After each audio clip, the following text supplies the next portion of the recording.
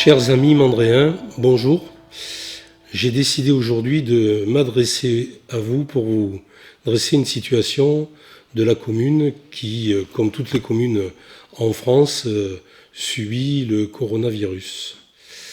Je vous rappelle que nous avons, dès le 5 mars dernier, créé une cellule de crise qui est composée des élus de l'ancienne municipalité et des fonctionnaires qui, à côté de nous, sont amenés à prendre des décisions.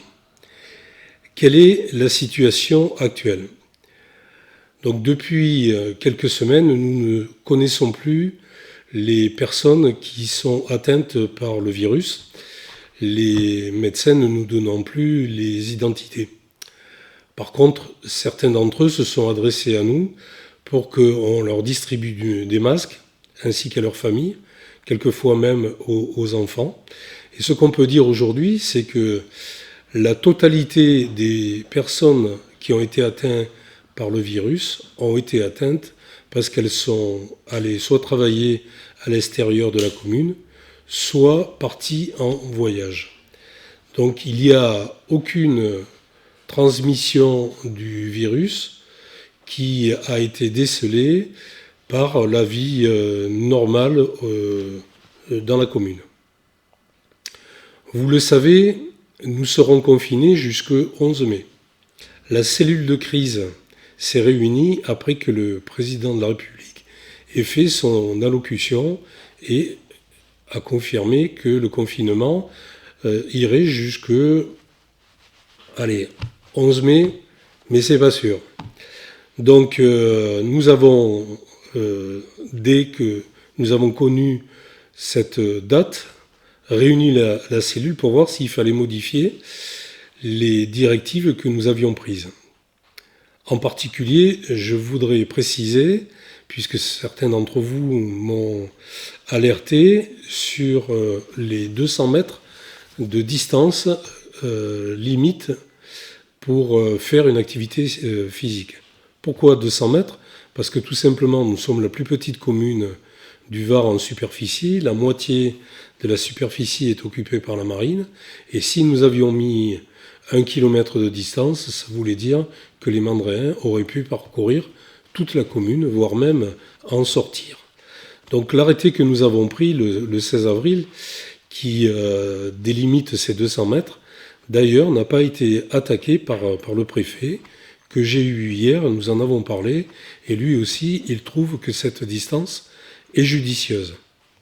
Je vous rappelle aussi que seuls les commerces qui vendent des produits de nécessité sont ouverts, que le préfet n'a pas souhaité nous donner d'autorisation pour la réouverture du marché provençal des mercredis et samedis. Mais par contre, nous avons obtenu de haute lutte qu'il y ait la possibilité de vendre du poisson à ce qu'on appelle au cul des bateaux. Donc j'ai une pensée particulière pour tous les commerçants et les restaurateurs qui malheureusement ne peuvent pas encore ouvrir, et j'espère que cette situation va se débloquer après le 11 mai. Je remercie aussi les commerçants qui ont mis en place un système de livraison des produits de première nécessité et qui permet notamment aux anciens de ne pas se déplacer pour avoir des produits frais. De notre côté, nous avons décidé avec les pharmaciens de mettre en place une livraison de médicaments qui se déroule une fois par semaine et qui évite là aussi que les gens sortent. La police fait des contrôles et dernièrement, lors de notre réunion de cellule de crise, la police a dressé un bilan mitigé en nous disant qu'il y a quand même des contraventions qui sont mises et certains exagèrent. Et donc la police, régulièrement, vous les avez vus d'ailleurs, fait des contrôles aussi bien pour les personnes à pied que pour les personnes en véhicule. Concernant la situation sur les masques, je ne cesse de dire que nous avons eu raison de prendre les devants, parce qu'à ce jour, Nous n'avons toujours pas de masque qui nous a été distribué par l'État. Les personnes malades n'ont jamais eu de masque distribué par l'ARS.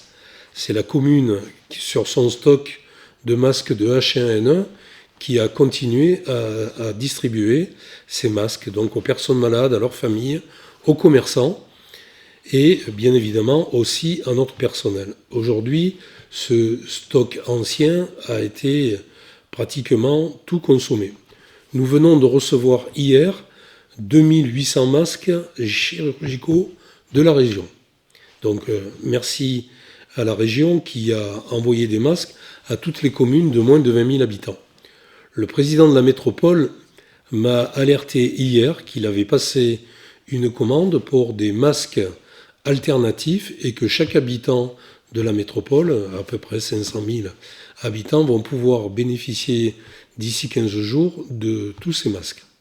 En même temps, nous avons lancé une fabrication de masques et je voudrais ici remercier d'une part les élus, leurs conjoints, les bénévoles qui sont venus couper les coupons de tissu que la population nous a donnés, et là aussi la population a été solidaire, et remercier les 40 couturières qui, à ce jour, font les masques. Nous avons fabriqué à peu près 500 masques. Ces masques seront distribués à chaque personne habitant Saint-Mandrier aux alentours du 11 mai, donc on va dire pour le confinement. Je vous montre un de ces masques. C'est un masque dit AFNOR, donc qui respecte les normes en vigueur.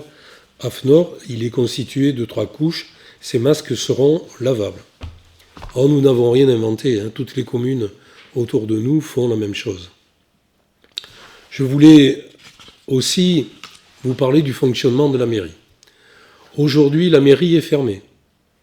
Le personnel dit administratif travaille en télétravail. Ça veut dire que les services continuent à travailler. Dans la mairie, aujourd'hui, seul le directeur des services et ma secrétaire sont là tous les jours pour accueillir les personnes qui auraient un problème particulier et puis surtout pour organiser les services en télétravail. Moi-même, je passe tous les jours en mairie, signer des courriers et prendre des décisions. Le gouvernement a pris une sage décision.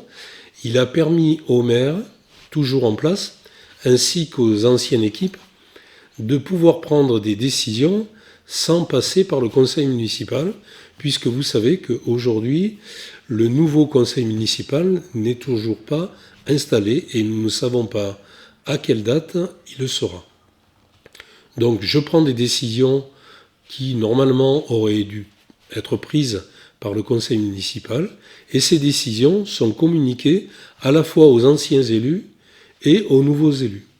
Bien évidemment, je prends aussi des décisions qui ne passent pas par le conseil municipal et là je fonctionne comme je l'ai toujours fait. Donc on peut dire qu'aujourd'hui, la mairie continue à tourner pour tous les cas. Seul l'urbanisme est contrainte, puisqu'à ce jour, les permis ne sont pas signés, tout simplement parce que les services de tutelle, ainsi que les services associés, eux, sont fermés, et donc nous ne pouvons pas traiter tous les permis. Je vous répète que la déchetterie est toujours fermée.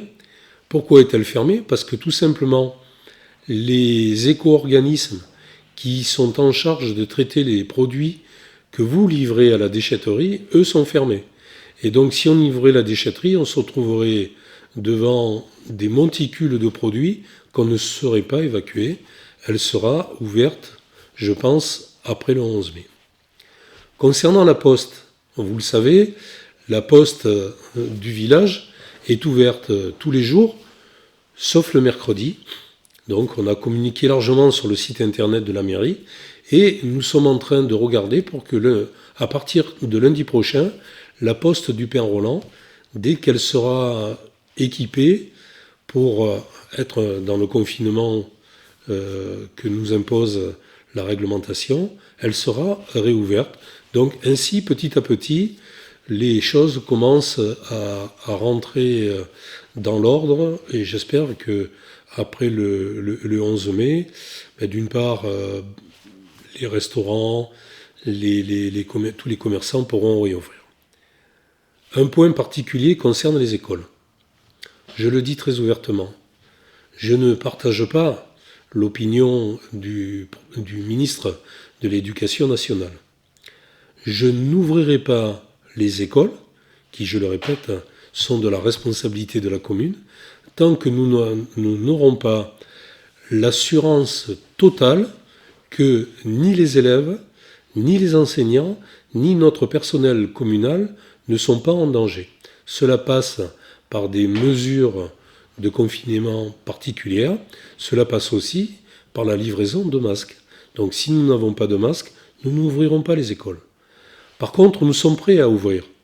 C'est-à-dire que nous avons vu, dans le cadre de la cellule de crise, avec notre responsable de la cantine, ça ne pose pas de problème. Les produits pour confectionner les repas ont déjà été commandés. Le réfectoire sera organisé. Donc, nous n'avons pas de problème de ce côté-là. J'ai vu avec notre élu en charge des affaires scolaires, les classes seront équipées, les distances seront observées, ça ne nous pose pas de problème. Par contre, je répète, nous n'ouvrirons pas les écoles si nous ne sommes pas sûrs que l'enseignement peut se dérouler dans les parfaites conditions de sécurité, de santé pour les enfants, le personnel municipal et les enseignants. Pour le reste des activités, vous suivez comme moi à la télévision, c'est un peu une cacophonie, chaque ministre y va de la sienne. J'ai bien peur que cet été nous ne puissions pas faire les manifestations culturelles que nous avions prévues. Je crois comprendre qu'aucune manifestation sportive ne pourra avoir lieu cet été. Je regrette pour les joutes qui animaient notre commune tous les étés. Mais bon, c'est la vie. Et si aujourd'hui la commune de Saint-Mandrier est relativement peu touchée par ce virus, c'est tout simplement parce que les mesures prises ont permis aux habitants de Saint-Mandrier tout simplement de ne pas véhiculer le virus. Et il ne faudrait pas qu'après le 11 mai, toutes les portes soient ouvertes et que le virus puisse se répandre sur la commune. Je vais arrêter simplement en vous disant à tous, portez-vous bien et j'aurai, j'espère, le plaisir de tous vous retrouver bientôt.